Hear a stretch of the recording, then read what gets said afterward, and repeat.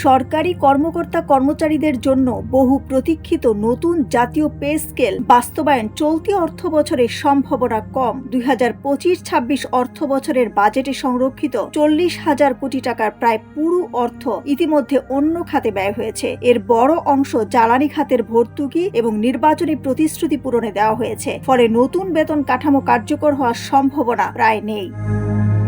অর্থ বিভাগের সূত্র জানায়, সংরক্ষিত অর্থে প্রায় 24,000 কোটি টাকা দেওয়া হয়েছে জ্বালানি ভর্তুকিতে। কৃষকদের ঋণ সহায়তা ও সামাজিক সুরক্ষা কর্মসূচির জন্য বরাদ্দ হয়েছে 15,000 কোটি টাকা। ফ্যামিলি কার্ড প্রকল্পের জন্য 38,7,00,000 টাকা খরচ হয়েছে। ফলে পে স্কেলের জন্য সংরক্ষিত 40,000 কোটি টাকার মধ্যে 39,038,7,00,000 টাকা খরচ হয়ে গেছে।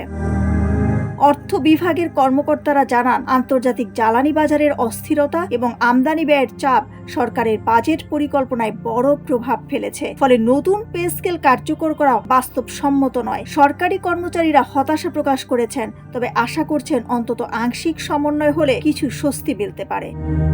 সংক্ষেপে বলতে গেলে, চলতি অর্থ বছরে পে স্কেল বাস্তবায়নের সুখবর পাওয়া কঠিন। সরকারি ব্যয় ও আন্তর্জাতিক অর্থনৈতিক পরিস্থিতি বিবেচনায় নতুন বেতন কাঠামো আপাতত বিলম্বিত।